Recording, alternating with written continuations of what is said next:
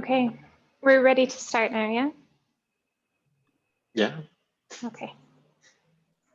So hi everyone, my name is Aoife and welcome to the second talk of ISM Architecture Magazine's discussion series, where we're attempting to dissect the theme of our third issue, which is identity, with the help of our speakers who, through their own work and medium, confront and dissect the relationship between identity and the built environment.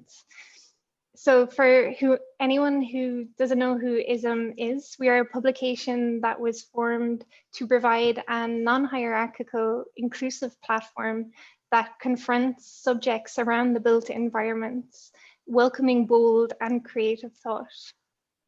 So in the past, we've held launch events where dialogue and discussion between our readers, the general public, and our contributors can take place. But this time we thought we would actually just flip that around and try and engage everyone in the discussion in the actual process itself. So we're trying to do that through this series. And we've also extended this attempt by making use of a Padlet, which will be linked in the chat or is linked in the chat now, in which you can post links or you can find links to our speakers today, a lot of their work. You can also post and find resources in the attitude of making more room for shared learning and shared education. And you can also post your comments and your questions here. So if you want to actually vocalize your question or your comment yourself to /other to us, please just put your name beside your comment or your question.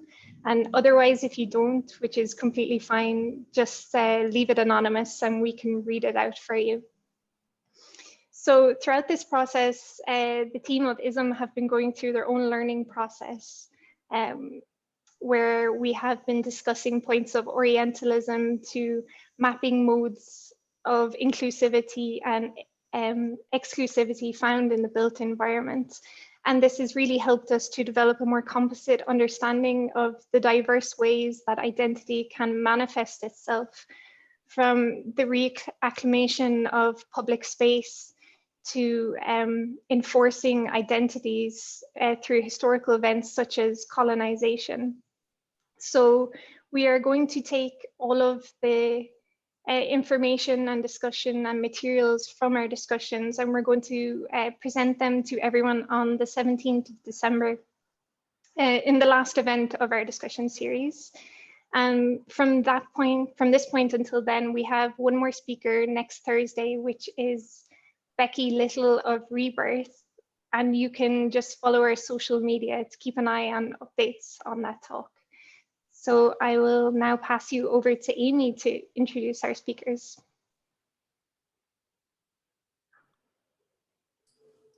Thank you, Aoife, and thank you everyone for joining us tonight. I'm so excited to welcome /other.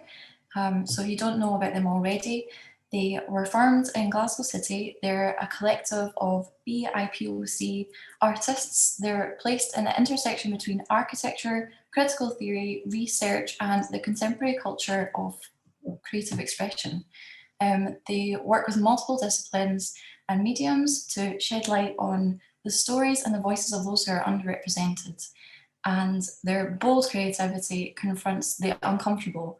That is a key thing for them, and this is ingrained in the prevailing systems of marginalized identities. So their work carries this conversation on to the public, and that's what they'll be doing tonight here for us, which is so exciting. So before we move on and before I pass you over, I'll just share my screen and show you the Padlet that we were talking about. So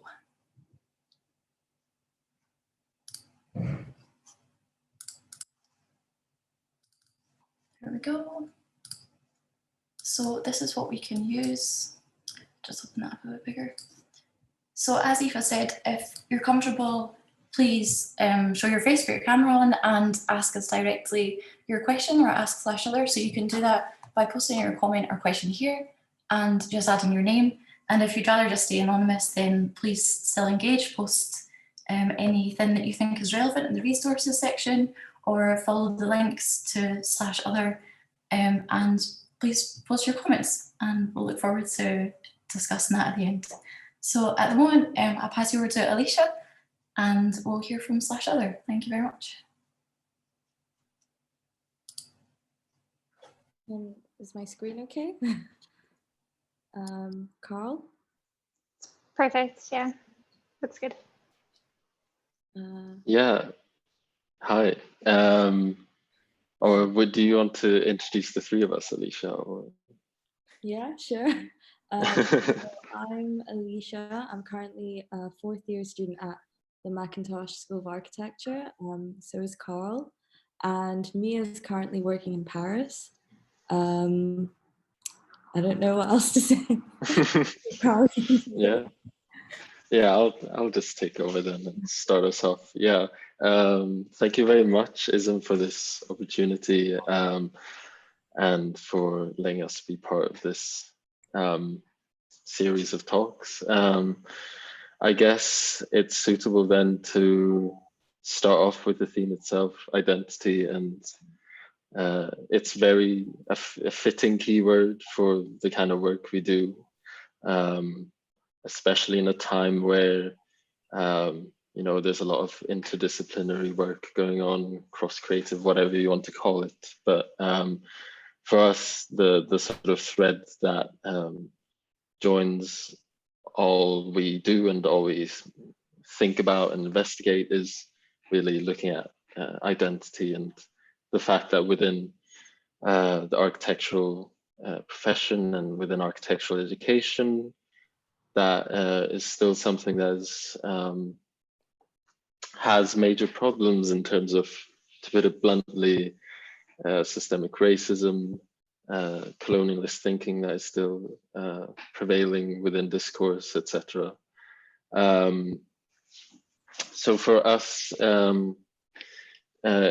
we started off within education and within our own experiences from learning in an education environment, but also seeing how those sort of issues really stem from our backgrounds and sort of issues that we've been more or less thinking about throughout our whole lives, but really have come to the fore in our when working within this collective. And I guess it's also easy for us to, since we're architects as well, like putting our words into a sort of visual language.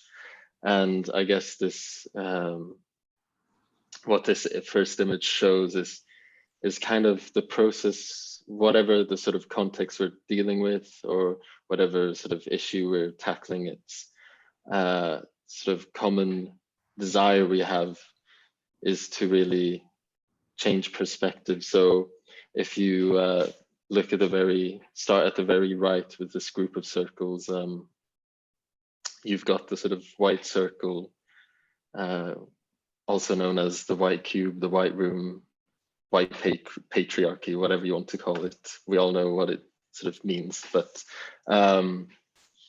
and how we have these other circles of identities and minorities that are relegated to the side.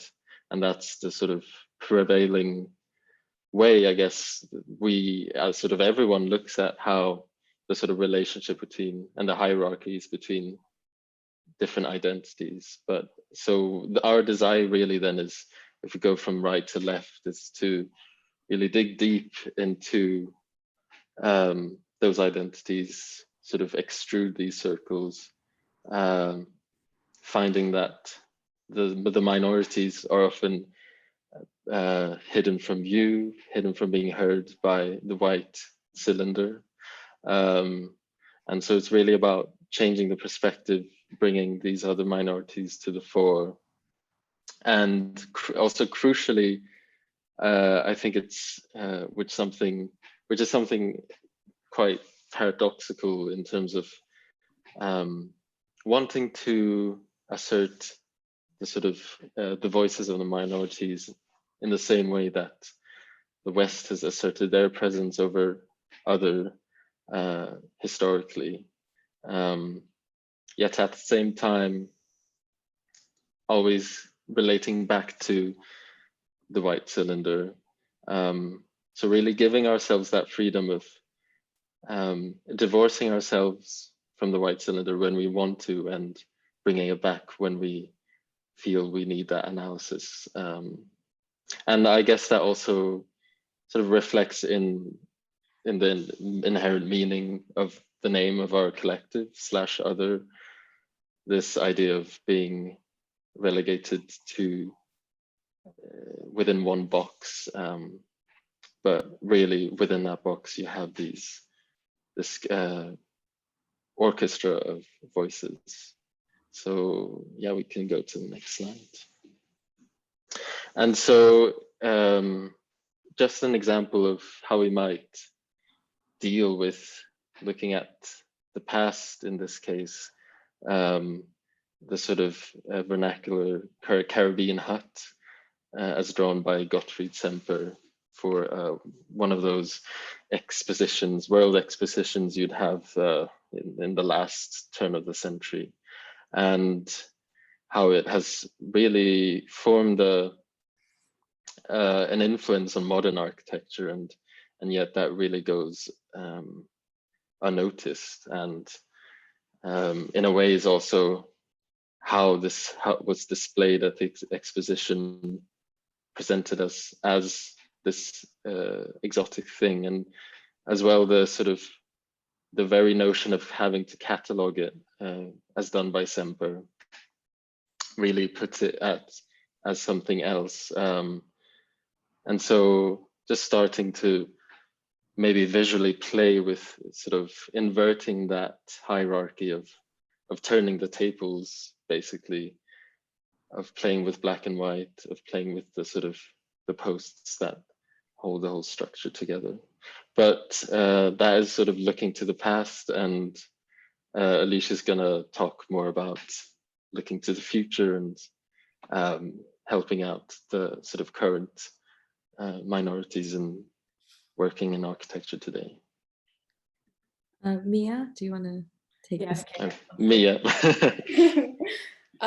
So I guess when, like, our kind of origin story is that we started as just like friends talking in the studio, and it was kind of this, there was, you know, like two timelines. On the one side you have our architectural education, and we had, you know, this class called critical theory, where we first came into contact with Edward Said and all of his work and the concept of other, or like othering.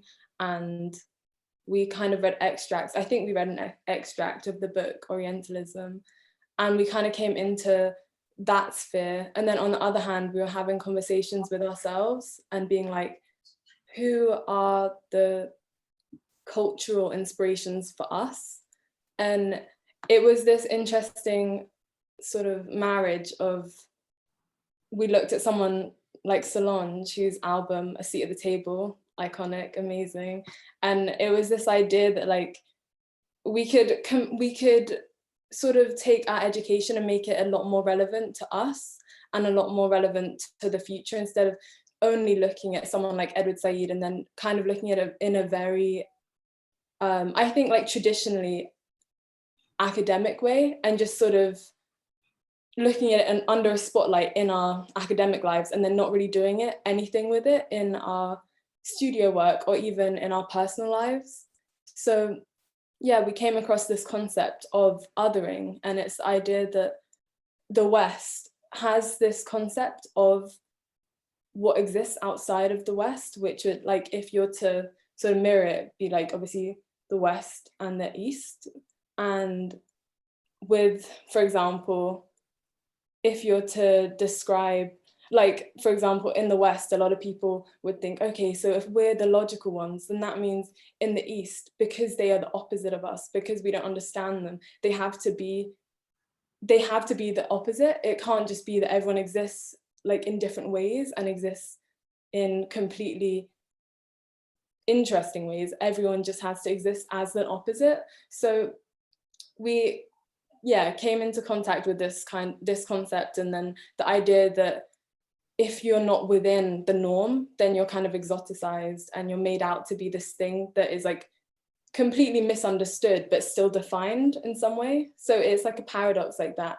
And then also we were looking at someone like Solange, whose album was talking about how does the world, like for example, if society was to manifest as a table, what would that look, or for example, that's how we interpreted it, but for her it was saying like, how does society exist for us who don't necessarily speak the same language as you? Or how does society exist for those of us who aren't always, like our stories aren't always told and they're not always in the limelight? So we started, well, for us then we were thinking like, what object could represent something that tells our story? And for us it was something as simple as the table, and it very literally comes from her album title. We weren't trying to be so clever with that, but it was just this idea that the table is such a fundamental part of our culture, both architecturally and in our day-to-day lives. And if we were to let society manifest as a table, what would that look like? How would power dynamics be shown? Would some people be more comfortable than others? Would some people have the table adapting to them? Would other people have to adapt to the table? And so we were just able to have this conversation with ourselves. And yeah, I feel like our work is always just about creating a relationship between what we're doing in our education and what we're doing in our cultural lives and the part of our lives that is so dominant, you know, outside of academic circles. And so yeah, I think we just wanted to create work and create research that was allowing us to explore.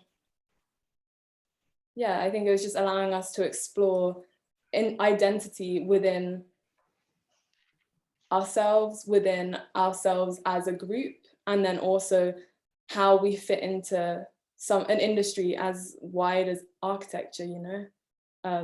And so yeah, we started looking at different inspirations, and the images that you just saw were how tables are used in day-to-day lives, how they're used to eat around, to have conversations around, for hair to be done around, and also then how, for example, in this one, you know, is to be used and to be completely not used. Is like the concept of a table is deconstructed and reconstructed.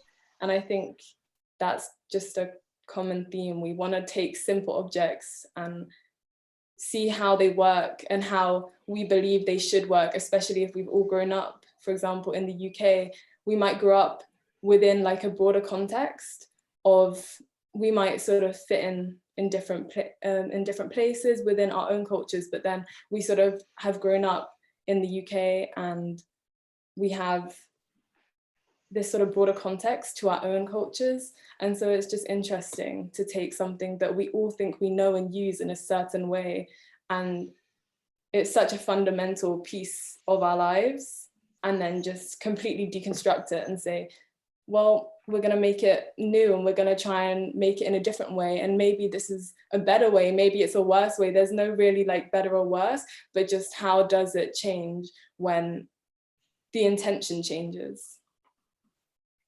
Thanks, Mia. So like, as you were saying, like the critical theory class as well, I think that was just such a light bulb moment for all of us, because we kind of all, like at least three of us, we all kind of wanted to do architecture because we had experienced, you know, this Western UK architecture, European architecture, as to say, and then experienced architecture like back home and like what our families grew up in. And I think when we kind of came to GSA studying all these like architectural history things, and up till this point in like fourth year, we do continue to learn about the same things, and it's always from this Western perspective. It's still like looking at, you know, our home countries as the other, and things not to kind of use as a precedence, or it's not the best precedence. There's always going to be a more European architect who's kind of taken that to a better point. So definitely when we did critical theory and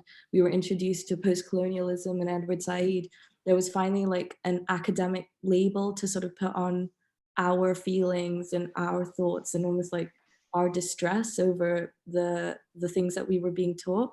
So definitely when we were approached to do the Archie Fringe, I think Andy's in the audience, so shout out to you. Like the Archie Fringe kind of just gave us like this free reign to just kind of create something from this research, because just like the research we've just showed you, that's not just research we did in a few months, that's kind of research that our entire lives we've had these conversations with people and we've always had these thoughts and feelings. So actually being able to do like an exhibit and kind of manifest it into a physical thing, it was kind of the first time where we could almost like validate our experiences and validate our identity and kind of put, you know, our lifelong sort of thoughts and feelings into something. So as Mia was saying, like the table is like this sort of fundamental architectural typology that is seen in everything. I think it's the most basic thing you could possibly do. And like as Mia was saying, yeah, you eat around it, you have conversations around it. The table is this structure that allows and facilitates for all these things. But when it comes to say the phrase "a seat at the table," we weren't involved in that conversation within architecture or representation. It was just kind of terms being thrown around like diversity and inclusion, but we wanted to actually make our own table and use that table to sort of create the conversation around it, and the table itself would kind of express everything that we've ever felt. So we kind of, yeah, like we said, we decided to make like a table sculpture, I guess you could say. And there was just, we realized we wanted to make it something quite simple and familiar, but it's kind of when you look deeper into the details, the sort of more you would understand the nuances and the experiences. So something as simple as just a slanted top, that kind of would be the sort of like thinking about hierarchy. There's always going to be a higher and a lower, and you know, minorities are usually kind of at the low point of that. And also just the way in which the legs kind of like force through the top, like it's just always going to be this imbalance and inequality within architecture and just kind of all industries when it comes to people of color. We also wanted to kind of look at the way in which the chairs would be made. So the chairs are sort of almost like puzzle pieces taken from the table itself. And it's like, if you were to kind of take apart everything, you could kind of stick it back together. But the chairs are also like, they were kind of these uncomfortable stools, and maybe safety wise, they weren't the best stools to sit on. But I think we like to say that it was purposeful and we did it, that was the intention behind it. And here you can kind of see like the sort of in plan, like the sort of puzzle pieces and the way that they'd all kind of fit together and just all these different shapes. And it's almost like all the shapes are all of our other identities, but even though we're the other, we still have so many differing identities within that. So as you can see in this image, there's also a headset. So what we kind of wanted to say is we wanted to invite people to sit at our table, but also put on some headphones and actually listen to some of our conversations. So we were really lucky to be able to host what we like to call like table talks. So there were basically these sort of conversations we had with people across all of our years at the MAC, and with all the people of color, which to be fair, there aren't that many, but it was just like an opportunity to bring everyone together and just kind of ask them, like, how does being in a predominantly white institution make you feel? How does it feel to be in a predominantly white industry? And, you know, and also just in white spaces. And I think we just found so much solace in those conversations. We kind of were able to be vulnerable with each other because there was also no judgment. There was no sort of white gaze there. And we kind of, it was almost therapeutic as well. Like, I think we just kind of hosted it just to say, you know, guys, we're going to do this project, but we gained so much more from it. And we had a we did a panel for the Archie Fringe, and I was just watching it the other day, and I think one of us mentioned, like, you know, we had this table talks and we wanted that to be like a starting point, and we like, hopefully this is like the beginning of that. And I'm like really happy to say that we've kind of kept these table talks happening, because this first one was in I'd say April, May of last year, and we were able to do, oh, that's the chair and the table. We were able to do sort of one for like the freshers, and then obviously because of the pandemic, we were able to kind of check in with everyone and just see, you know, how's everyone doing, how's everyone feeling, like is everyone okay? And we've just been able to create this support network. And I think that's why it's also really important to sort of mention the fact that we are collective, like, you know, Carl, Mia, and we've kind of maybe started, and we might sort of do all the sort of admin behind it, but it's so much more than that. Like, we try to, like, whatever opportunity we get, we try to like share that with everyone, and that's like a priority we really have. So yeah, like that's been really good. Mia or Carl? A bit of Zoom inception going on right now. Yeah. Yeah. Mia, were you gonna say something? Wait, no, sorry, I muted myself. Yeah, we just, through these conversations, obviously we got to talk within ourselves, but then we also got the opportunity as part of, for the October issue of RIAS, the magazine, RIAS Quarterly, we got to, we were asked to write an article, and it was sort of perfect timing in the sense that it was right during the middle of the pandemic, when obviously there was so much going on, and on top of that there were so many issues, including Black Lives Matter, that were coming to the forefront, and all these conversations about statues and acknowledging British history and how to acknowledge it.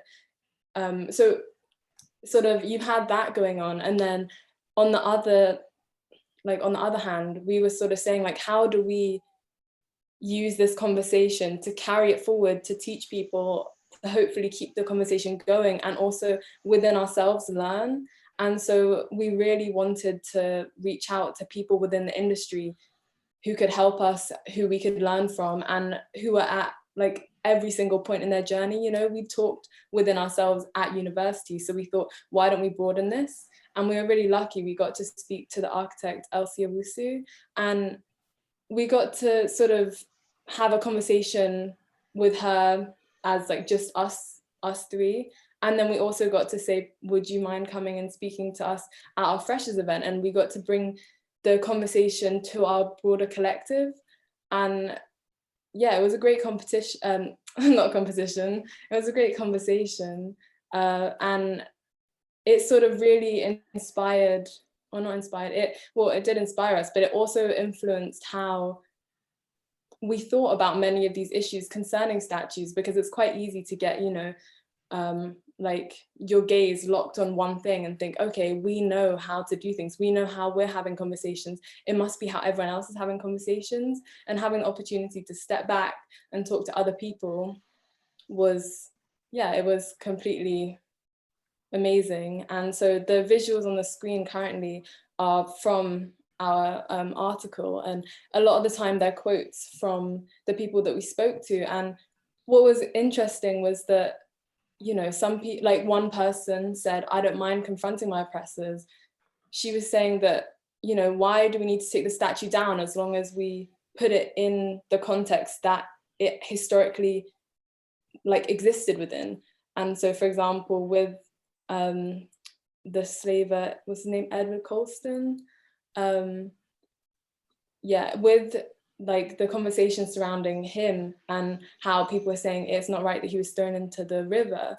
She was saying, do you know, I don't mind if the statue's taken down, but as long as you show that what he did wasn't just, like his actions weren't excused by him being benevolent and building schools or founding schools, funding schools, whatever he was doing, charity work, it's not excused. And so we came to this point where we were having conversations and our opinions were being swayed and they were being broadened, and we wouldn't have been able to sort of have that conversation if we'd still maintain the conversations between ourselves.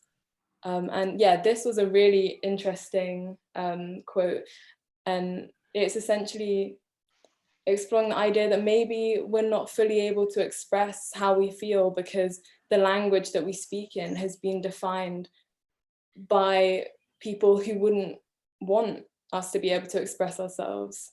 And so maybe it's about finding new words. And that also reflects back in architecture when we consider, for example, you know, like the master bedroom, or even when we consider how we view, you know, for example, a very simple example is how there's a window in the kitchen in most like, you know, townhouses, houses, and it'll be looking onto the garden because historically women would be in the kitchen, and it's so they could look out onto the kids.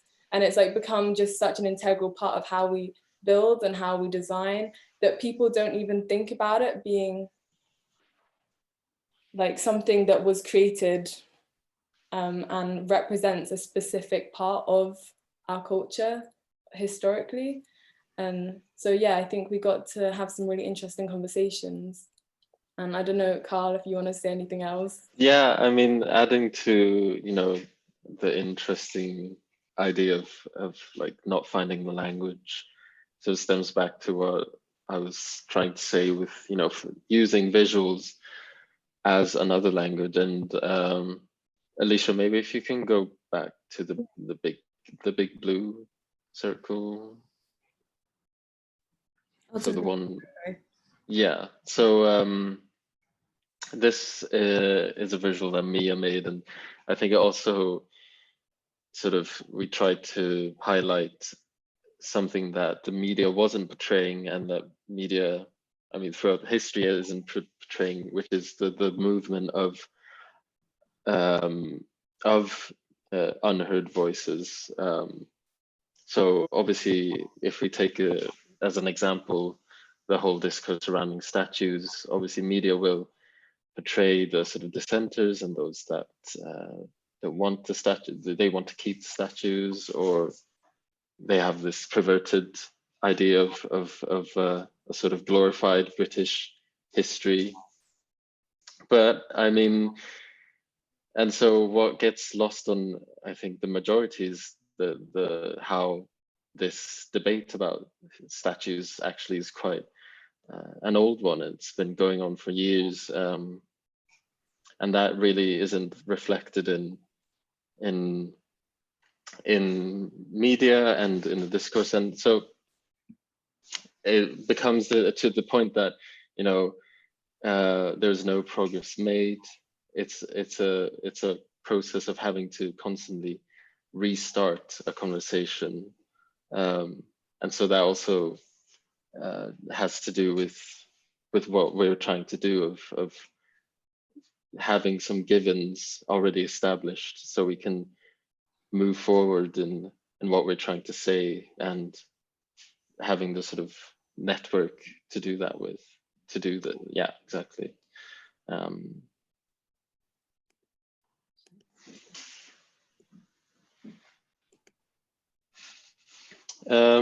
Yeah, and then I guess, so this could be an example of that sort of history of removing statues that is often forgotten or ignored. And this was in India, in New Delhi, a statue of Charles V, I believe, under this canopy. So there used to be a statue of him under this canopy until it was removed in the middle of the 20th century, I believe. And there were talks about like, oh, who's gonna replace him? But I think what sort of what ended up happening, which was that they couldn't settle on who would replace Charles V, was quite a sort of poetic, quite a nice way to deal with the situation, where, you know, his absence and the sort of the idea of the empty plinth was just as sort of strong as having sort of another figure, representational figures. And so I think in our RIAS article, we were also trying to really make the conversation more complex, and saying that it's not as easy as, it's not black and white. It's not as easy as saying all statues should be kept or all statues should be removed. It's about looking at specific cases, and then also acknowledging that we're moving on historically, and as culturally. Do we feel the need to sort of have representational and figurative statues? Yeah, just posing that question. So we just wanted to sort of end on this poem, which might be a little bit adjacent to what we've been talking about, but I found this today and I just kind of thought it was really thought-provoking. So I'll just read it out. It's "Fuck your lecture on craft, my people are dying" by Noor Hindi. Colonizers write about flowers. I tell you about children throwing rocks at Israeli tanks seconds before becoming daisies. I want to become like those poets who care about the moon. Palestinians don't see the moon from jail cells and prisons. It's so beautiful, the moon. They're so beautiful, the flowers. I pick flowers from my dead father when I'm sad. He watches Al Jazeera all day. I wish Jessica would stop texting me Happy Ramadan. I know I'm American when I walk into a room, something dies. Metaphors about death are for poets who think about ghosts, who care about sound. When I die, I promise to haunt you forever. One day I'll write about the flowers like we own them. Thank you. Should I stop sharing or should I go on maybe a visual? No, I think just leave that up. That was great. It was so interesting. Thank you so much, guys. So we want to keep the conversation going, and I think I'll open the floor to the ISM team first. If you girls have any questions, and we can kick things off, and then I'll open up the Padlet. So we'll do a switch, and I'll share the Padlet screen, and we can move on to that. What are you guys thinking? Any questions from us, or will I open up the Padlet? We should open up the Padlet, I think, just to get the audience straight in. Yeah.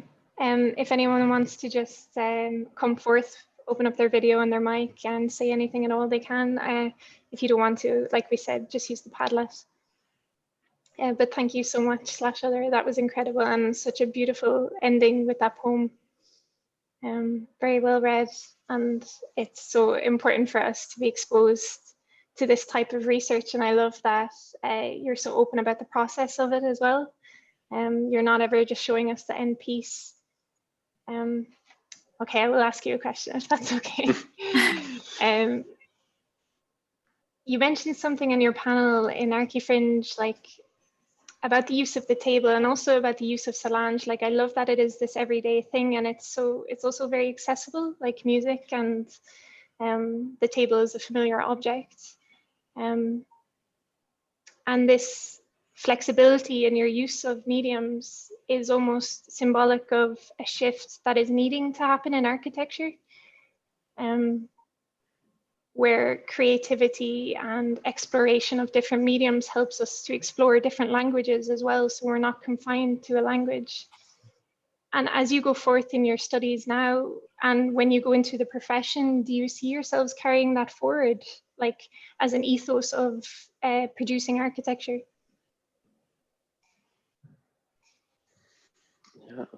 Yeah. Shall I?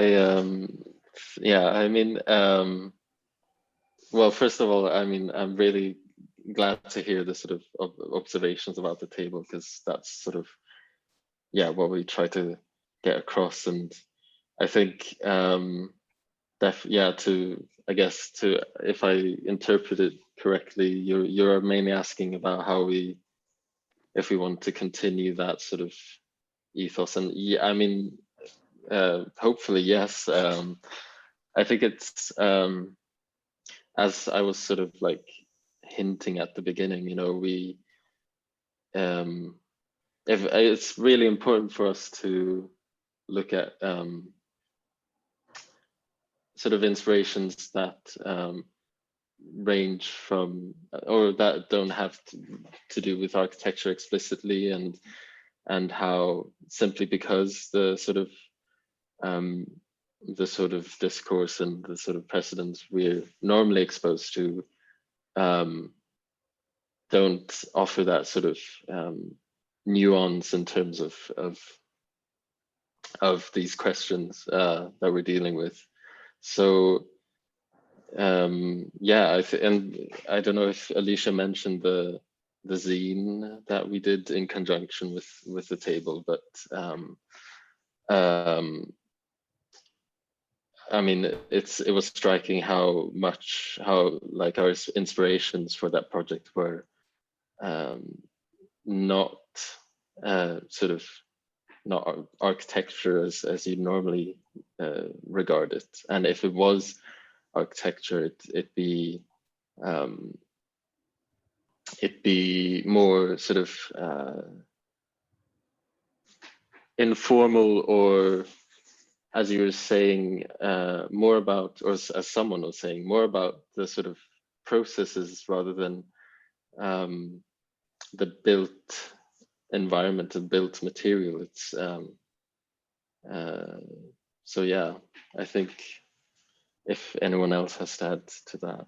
I guess also it feels like when it comes to mediums, like, yeah, I guess we sort of feel like we're able to explore, so why not? And why not find new ways of expressing ourselves every time? Because, you know, if you have the opportunity to try something new and to sort of understand it, feel your way through it, it feels like we should. I don't know, like, yeah, I guess it's just to sort of repeat the same language or same medium. I feel like we'd be doing ourselves a disservice, and we'd be doing our work a disservice, because it would just be, I think, to limit ourselves. And it's the same with language. And, you know, I think hopefully we try pushing the boundaries and just try doing new things all the time, because I think that's, yeah, I don't know. I think, or at least it feels, especially when you're at uni, like you get so into the routine of being like, I know I can do this, so I should keep doing it. And I know that I can do this well, so why don't I do it well? And I always know that. And yeah, as Carl was saying, I think for us, a lot of it is the process. Like, we went into making the table with no woodworking experience. Like, we just sort of went in and did it. And I think the process of learning how to make something really brought us closer to the table. And then the idea that people sit at it and they sort of overhear our experiences and what we have to say. And it's not an open discussion, you know, it's very much that they're listening to us speak, because there's so much about our process and about this, or yeah, so much of the concept evolved with how we decided, like the medium that we decided to use, and all of these things sort of came to be through the process. So to decide that we want to do just one material, or we just want to make the same, you know, it could be a different concept, but the same process every single time, it kind of just feels like that would be, yeah, not fair. I don't know. Yeah, I feel like everything we do is so ingrained with our identity, and this sort of, it's like, it's not, like we were just saying before we sort of let everyone in the chat, like us even just making this presentation alongside, you know, working and doing uni work, this is just like always like a really nice break from it all. And it's always like, it's always really rewarding to do things like that, because we're just kind of exploring ourselves and our identities, and being able to make those connections is something that we enjoy. And like, yeah, I hope that whatever I do, whatever work I do, I'm able to continue to like explore these things within architecture, because I think one realization you have like when you're studying architecture is that it is everything and it encompasses everything. And if you don't make yourself aware of everything as much as you can and sort of absorb all this information, it's kind of like you're not making architecture that's not accessible or not fit for everyone to be able to use. And you know, we don't want to just be inclusive just because that's like a buzzword. We actually want to be inclusive because we want to continue to learn and continue that process and just keep exploring, keep researching, and just, yeah, keep pushing all the boundaries. Thank you, that's great. I think we could open up the Padlet now, actually, because there's some good questions on there as well. And I could maybe, if you want to open up the Padlet, Amy. Yeah, oh sorry, I've got it sharing, but is it not coming through to everyone? Oh. Maybe you have to stop. Because I think with your comment about the process of learning as well, I think that ties in with the first question on the Padlet there as well. So I'll read that out to you if you want. What steps do you think the MAC or other schools could do to start to unravel the systemic racism and otherness that is prevalent when dealing with the East in their education? Big question, I know, but obviously hiring more BIPOC staff would be a good start. Is there anything else that you think would be key? Carl and I were recently, we were asked to like join this like diversity and inclusion working group, again, buzzwords, but it was, so they're this group that is trying to like make the MAC more accessible and more, yeah, like diverse and inclusive. And it was quite interesting because it was the first discussion. And I think I was amongst, you know, tutors that I've had for the last 3 years, and it was kind of strange to kind of almost be on this sort of equal level with them. And, you know, there were some tutors who were completely for it and completely very open and willing to put in that work to, you know, make those first steps. And I was quite shocked to see how there was like a couple of tutors who weren't really sure like why there even was a need for a group like this. And I think the biggest thing I took from that was stuff like that it takes so long because you basically have to convince everyone, and the fact is that not everyone is convinced. And I mean, I don't know what the sort of steps should be taken, but I think that group and those conversations were like, maybe in some ways they weren't taking, you know, the most accelerated steps, but they were something. And I think you just have to like convince people, and you just have to continue to convince them. And it is a lot of work, but I mean, I did start to see like the sort of crumblings of some people being like, oh, okay, like things need to change, but maybe that's not the most, you know, efficient way.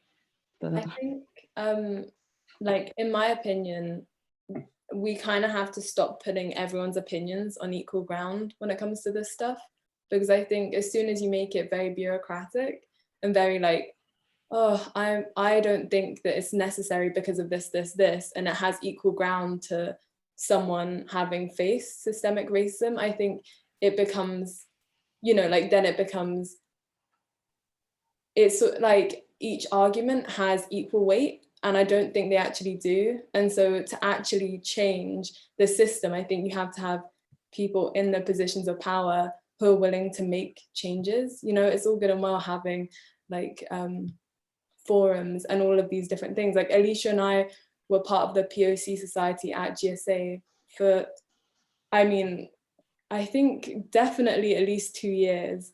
And the amount of times we were doing work and saying, this is the statistics of like POC people who drop out, and this is the statistics of like how many POC people there are actually at GSA, and there needs to be more support and all of this and this and this, and it was just not listened to by anyone higher up. And then, you know, later on it becomes, oh, what should we do? How do we, like now it's like, oh, what should we do? How do we support POC students? But it's like POC students and staff have been telling you for time, and it's just like, I don't know, to actually have change, it can't be, I know, like as Alicia was saying, it's slow and it's very like, you know, everyone has to be made comfortable and all of this. But I think the point of change is that not everyone has to be comfortable. And to be comfortable sort of allows people to, it puts a priority in some people's comfort and other people's discomfort.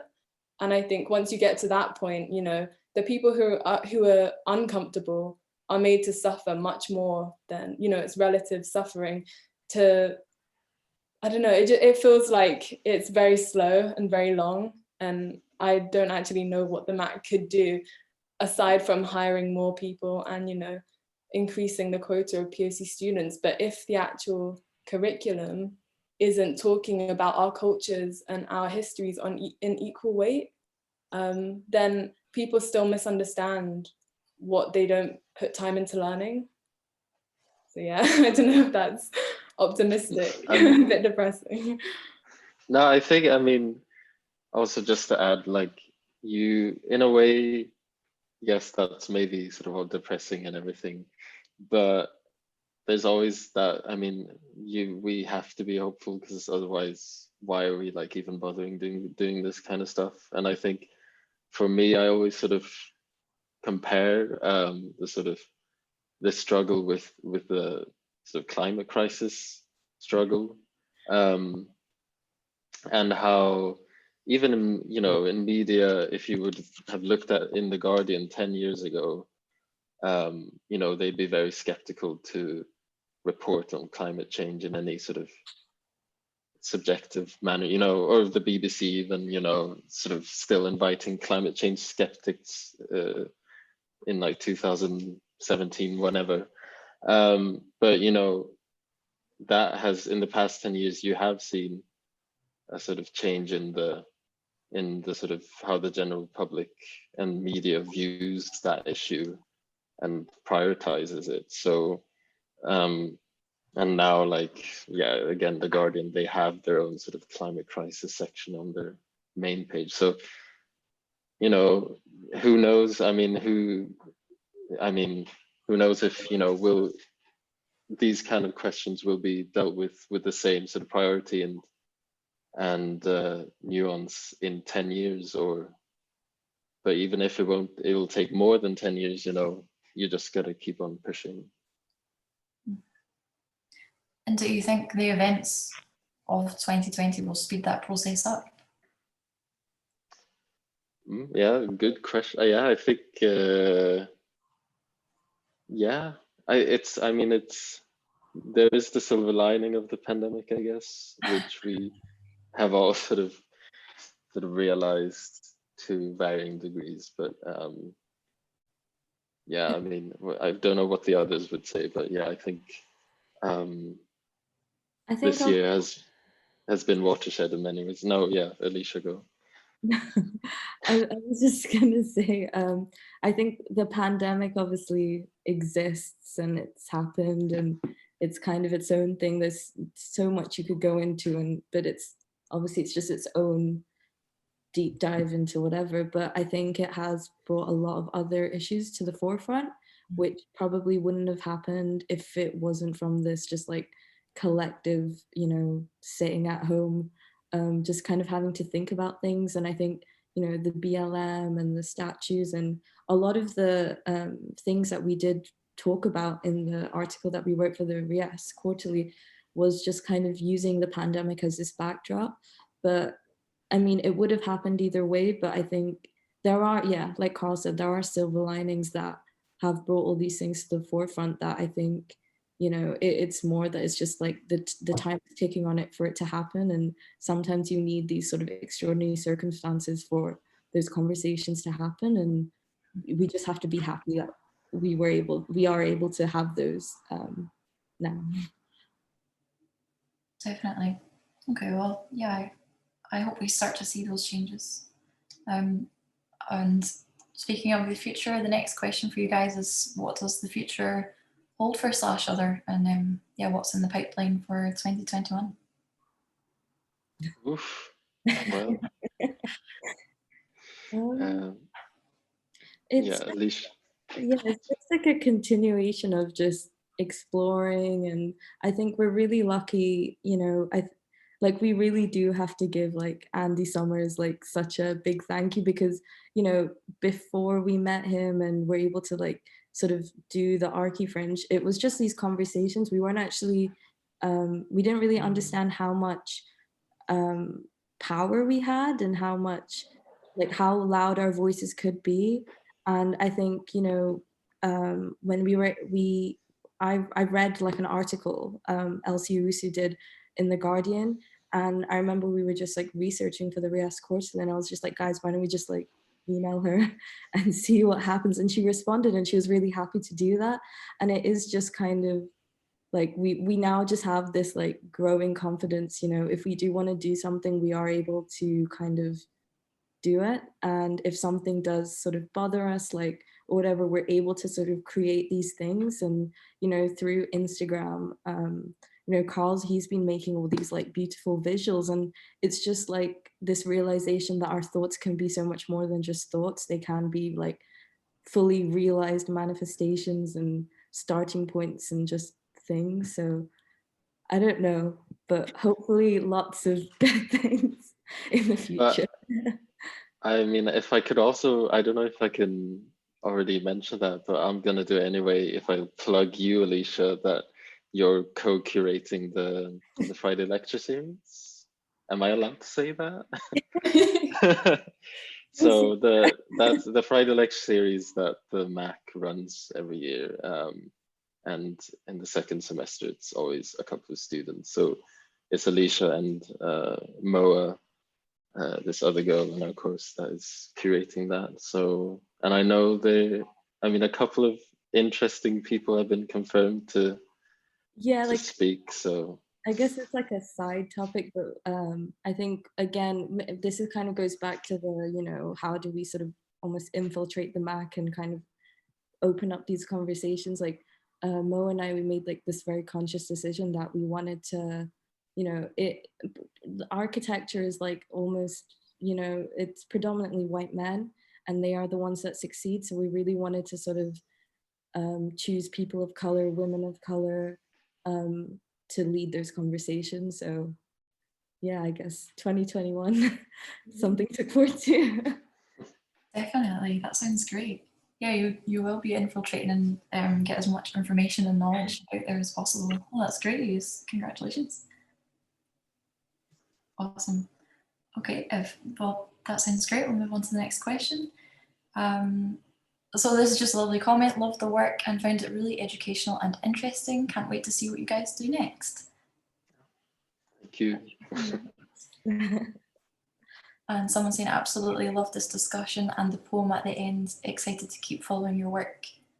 Yeah, and we should get this poem added on the Padlet. Definitely, we can pop it in the resources. Mm-hmm. If you don't mind, if one of you guys could do that, that would be great. And then we can all read it and share it and learn more about it. Yeah, of course. I'll do that after this. Perfect. Okay, so another question. Do you think that educational curriculums need to be decolonized in order for future generations to be more inclusive and open with their work?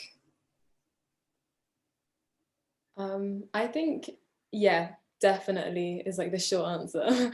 And then like I think what we all realized when we were going through our architectural education was that we just felt like our own cultures and backgrounds were completely, like, not even glazed over, just completely ignored.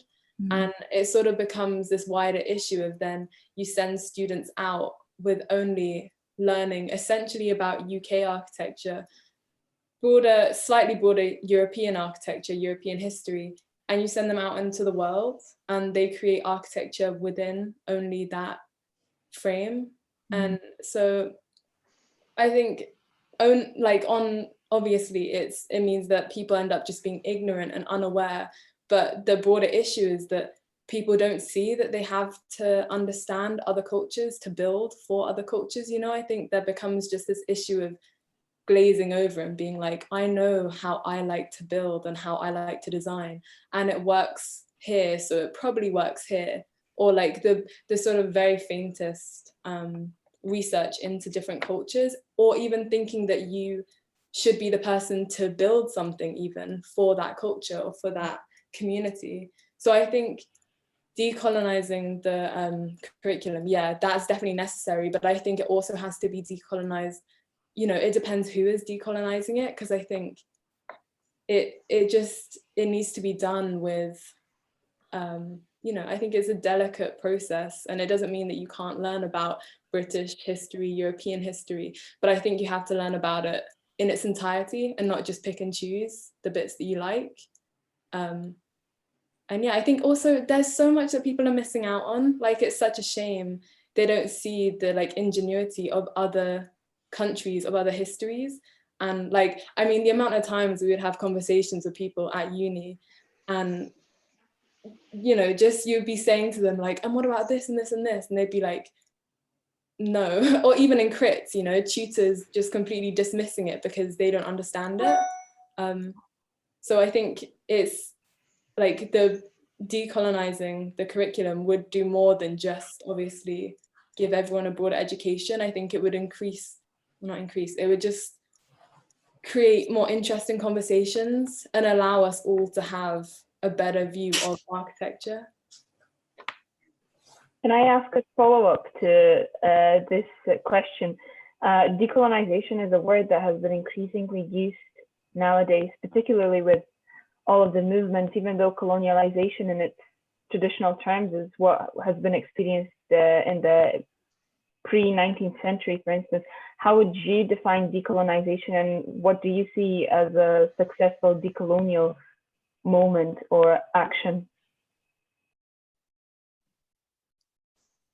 I guess personally, in terms of like, when it comes to the concept of like decolonizing the curriculum, I would view it as like taking the colonial mentality out of the curriculum. And I think obviously that's again like another phrase, but I think the way that the curriculum is set up, it puts European and British architecture on like in a hierarchy amongst obviously everyone else, but it puts it at the top of that hierarchy. And so to decolonize it in like a very basic term, in my opinion, would also be to sort of like completely deconstruct this idea that British architecture, European architecture, Eurocentric architecture is superior in some sort of way. And I think just starting there, obviously that's still like a big like a big phrase and a big concept, but I think, yeah, you kind of, we have to redefine how we look at architecture is another way of thinking about it. And there's so many things, you know, it's with our language, it's with like the history that we look at, and it's the history that we're sort of hearing about, it's the perspective more so. There just needs to be like a complete reshuffle. And like, I think a good analogy is that, you know, the first visual that we saw, as Carl obviously explained, you saw like the one-dimensional circles. And the point is that we're trying to say that they don't just exist as circles, they're cylinders. And to look at it from another perspective is very necessary to understanding the actual shape and the actual form, because if you look at it in one dimension, you only see it as it exists from one perspective. And yeah, I think, yeah, I don't know. Carl. Yeah, I think it's important to add as well that like decolonialization has become like in the 21st century, it's become very vague basically. And you know, it's not only about the singular relationship between sort of Eurocentrism and other cultures. You know, because of globalization and everything, you get situations like now, and you know, China is sort of, some people could argue, are sort of colonizing Africa in certain senses in terms of infrastructure and so on. So it's about having nuance to that, and understanding that within that box that is called other, there are even more hierarchies, and obviously like misogynism and sort of so on, and caste systems and so on. So yeah, I think it's important to complicate it slightly. Thank you. Yeah, thank you guys. Yeah, that's very interesting. I like what you're saying about, I feel like people are maybe in an echo chamber, or maybe not as dramatic as that, but just by opening your eyes a bit and learning about different cultures can really, like you were saying about when you spoke to different people, you changed your mind and developed and grew, and that's what needs to happen across the board, I suppose. So makes complete sense. Okay, next big question. So in terms of language, don't you think that it's a bit ironic to judge architectural education as being Eurocentric, since the concept of architecture itself is a European construct? So many great cultures around the world with breathtaking monumental structures lacked the word and concept of architecture. To approach the built environment through architecture is a European way, or in a European way. Perhaps, as you said, it is time for new words, new concepts, new approaches to build the environment outside of architecture. Thank you. Yeah, if I can say, like, I think that's a really exciting question, and and like fundamentally, I agree that, you know, actually, it's not only architectural education that is a sort of, as you say, it's not only the concept of architecture that is a European construct, but you could argue the very notion of education is a sort of Eurocentric notion that, you know, imposing, or certainly the sort of educational institutions you get around the world are sort of Western to a degree, and that's why you get, you know, thinkers like Paulo Freire in Brazil, who he wrote Pedagogy of the Oppressed, so try to approach education in a totally radical way that wasn't sort of hegemonic or sort of trying to impose knowledge onto people, but rather fostering education and learning within a group.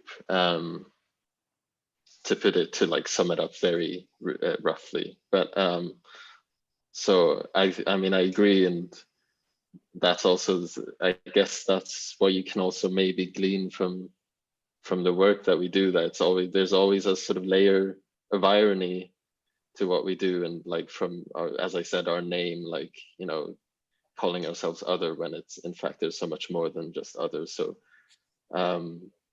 yeah, you know, new words, new concepts, definitely. And again, that, like what I talked about earlier about, you know, the idea of colonization and decolonization, maybe it's about growing that vocabulary as well, just as, say, another discourse, you know, or maybe even the pandemic has introduced us to this whole vocabulary of new words. Equally, that could happen within this context as well. So I guess also it kind of depends, like it's down to the semantics of how you define education, I guess, you know, like education doesn't necessarily have to be in a classroom, you know, like I think passing craft down through word of mouth, like that's still education. So I think, like, to maybe say that architectural education is like Eurocentric, I guess it depends like how you define architectural education. And like that's the thing with language, it's so varied and broad, and yet we kind of come down to a few words that are meant to sum up so much. So like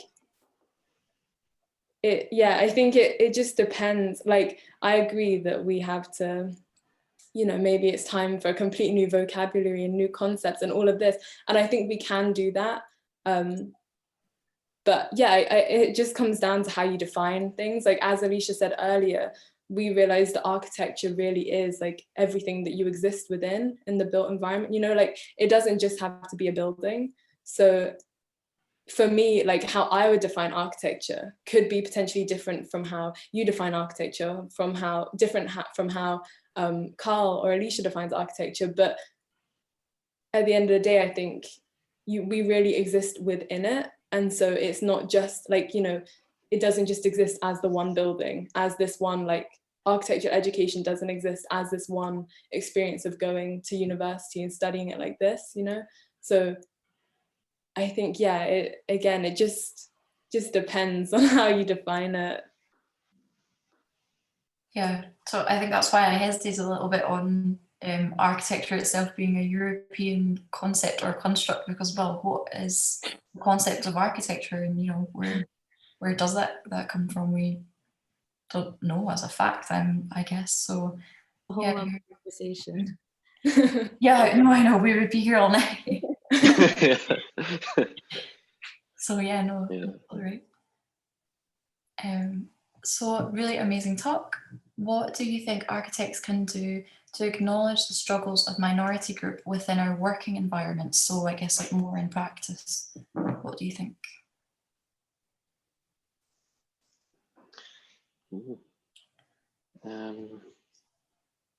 I think it's maybe like this is not the angle that maybe they were wanting, but I think something that I have noticed is that, again, like, you know, like we said, like architecture encompasses everything.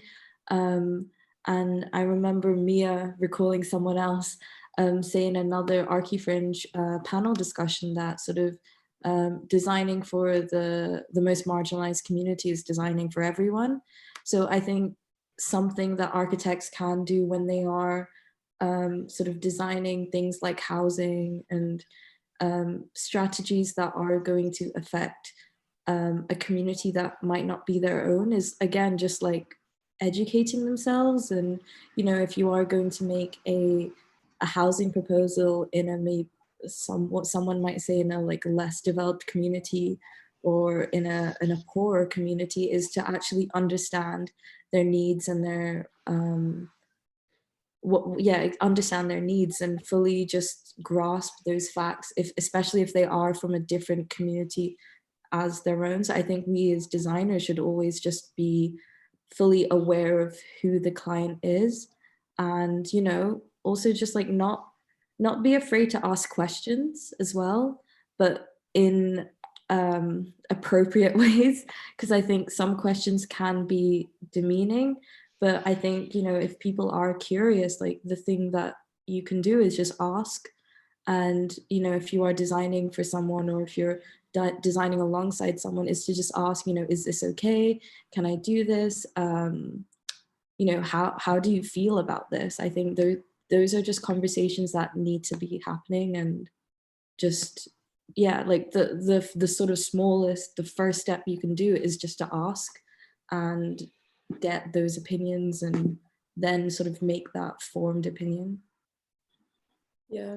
And for example, I mean, I've just started working in practice, and I think one of the things, well, so just to like backtrack a bit, when we were doing our interviews for the RIAS article, we were speaking to other people, and I actually met one of our family friends who's an architect, and she has her own firm, like very, very small. And she said what's really important for her is like understanding her clients, knowing her clients, and being on a more humane level with her clients.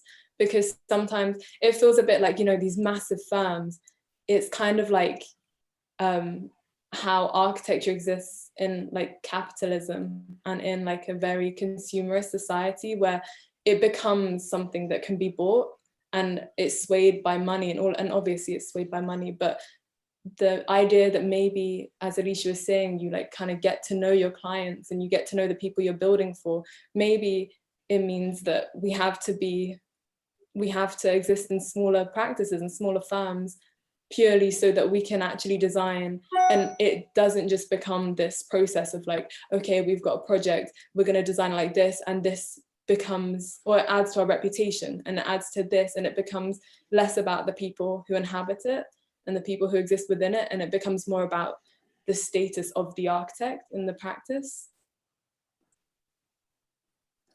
Yeah, and I think what was I going to say? Yes, and I think that also I came across a French architect the other day, Patrick Bouchin, and I found it interesting how he doesn't call himself an architect. He calls himself like a sort of facilitator of, or sort of a stage creator of some sort, where it's more just about inviting the community that is where the project is set, and like how for him it's about the process of inviting the community around a table, funnily enough a table, and like they all have dinner around it, and like actually he tries to involve them in the actual building and construction of whatever is being built. So, and I think that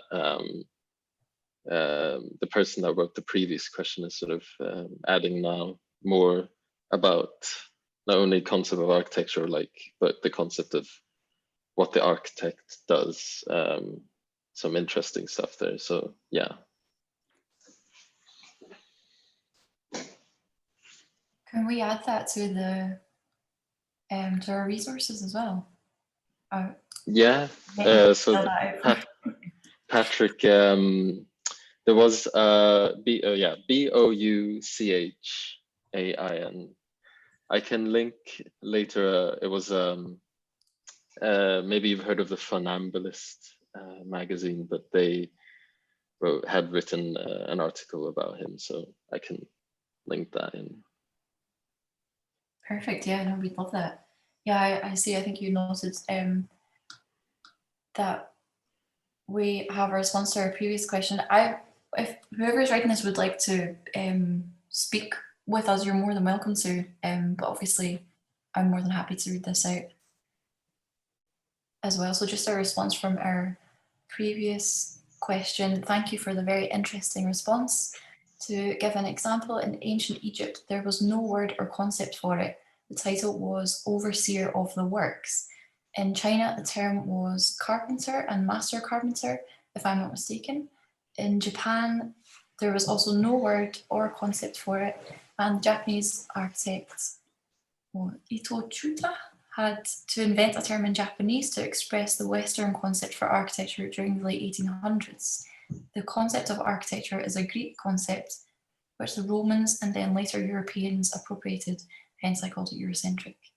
Thank you so much for whoever's wrote that in. That's a crash course in architecture. Yeah. Yeah, bizarre that obviously after all the years of education, I couldn't have told you that myself. So thank you so much. That's so interesting. Thank you for that. Okay, on to our next question after that. And again, if anybody wants to pop up with a question, please just add your names. I see Neil will come to you next, and we can have a bit more of a face-to-face discussion.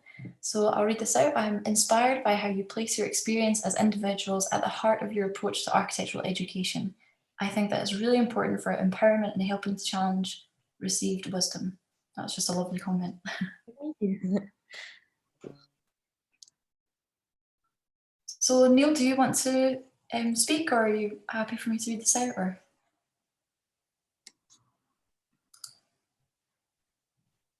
I don't know if he's still here. I think just read it out, Amy. Yeah, no hassle. So from Neil, thanks /other. My question is that institutions, maybe I mean education institutions, have got reasonably good at being performative and signaling about equality, but maybe the reality is always lagging behind this. What do you think we should do, or what would you like to do to affect real change? I completely agree with that. I think we did see sort of a lot of performativeness over the summer as well, just after just everything that happened. But I think I do think kind of what just to student run things that we do. I feel like that's something that sorry, just forming my words. I think something that we can do now is that, you know, the three of us, and I'm sure more people in the audience as well, are quite aware of things, especially if you are like from a POC background. But something that we, like one of our targets is to almost speak to our peers and kind of speak to our peers through this format, and almost hope that, you know, I'm sure there's going to be like all these big architects amongst our classmates, and hope that, you know, the things that we are saying sticks with them. So when they are in these positions, like I was saying before, when they are, when they've got clients of their own and they're designing for other people, that they do keep the things that we've said now in mind for later. So it's kind of just this very long process that maybe we might not see change immediately, but it hopefully we do see the sort of circumstances of it. Yeah. And kind of the irony of like going to an art school where you think everyone is going to be these radical thinkers. You think the institution itself is going to be radical, and then it kind of ends up just being as bureaucratic as any other uni, and change is still as slow. So yeah, I think it kind of has to be listening, like just listening to the people. And actually, because that's what happened after the summer, we got so many emails being like, how can we facilitate you guys, and how can we make you feel happy and support you? But it was like, you know, we've been coming to you for years and we've been telling you this, and why is it now that you're only responding? And it's kind of always in hindsight. But like you know, I think, as is always the case, there's always people talking and there's always people trying to educate people, and it's just whether or not those opinions are listened to or given enough, you know, given a microphone, whatever. Definitely. Thank you so much, guys. Okay, I think we should just end on this last question from Ewan and sort of wrap things up with this. Ewan, I don't know if you want to speak or if you're happy for me to read this out. I was sort of pause. I think he's happy for you to read this out. No, so well, thank you. Beautiful work and really educational and interesting. You mentioned the separation between the otherness you feel in day-to-day life and what you learn about in educational settings. Do you feel as though letting your uncomfortable experiences influence your work is encouraged at the MAC, or do they try and avoid these conversations?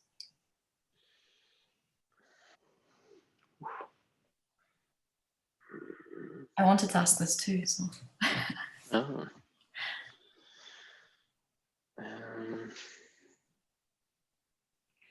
Well, yeah, what just came up to me now was, I mean, it's, I think it's one positive about studying in the MAC is I've noticed the difference between what sort of from the stage 1 to 3 and then stage 4 and onwards, where since you progress in your education, obviously you're given more freedom and more responsibility within your own project. So at least this year, I feel very encouraged to sort of pursue what I'm interested in. But then I think the crux of the situation lies in then how sort of a couple of tutors or sort of external guests, if there's a review or something going on, you know, they won't sort of really understand it. And I think that is, we've had our sort of table talks, that has become clear that that's an issue, where yeah, you expect a sort of nuance and sort of the same level of discussion from certain people, but you don't get that, and they get hooked up, or sort of, yeah, hooked up at the sort of wrong things. So, or maybe, did I even answer your question? Maybe, sorry. Oh yeah, encourage. Yeah, I mean, yeah. So, but yeah, do the others have anything to say? Yeah, like I do think yeah, like definitely being in 4th year now, you kind of you're essentially just making your own brief. So I think in ways you're kind of encouraged to put in your experiences, and whether they be uncomfortable or comfortable, like that's a good thing. But you are still trying to like fill this, like you are still ticking boxes. So I mean, like, yeah, like architecture is not the easiest course, and I think when you do end up in a review, you haven't done everything you've wanted to do. So it is nice to kind of have the sort of outlet of like /other, where we are able to sort of have that free reign of like, okay, you know, it doesn't have to be this fully realized building at the end of it. It's just this like list of resources, it's this list of inspirations. And yeah, so I don't know if I've answered your question either, but I mean, I think for us at least, or us three, having /other has been, like I said before, it's just been quite therapeutic, and it's nice to be able to have that outlet. And if anything, I do wish that we were able to do it before, but I'm glad we did it, and I'm glad we have it, and we're able to do the things that we're not able to do in, like, you know, typical studio projects. So yeah. And also, I guess with studio work comes the natural being marked by tutors and being critiqued by tutors. And when they don't understand the concepts and they're the people marking you, then it's easy to be misunderstood and judged for that. So having other as our way to, as like our outlet for that sort of stuff is also really nice, because then anything that we don't get to do at uni, we still get to at least do and work on and educate ourselves on.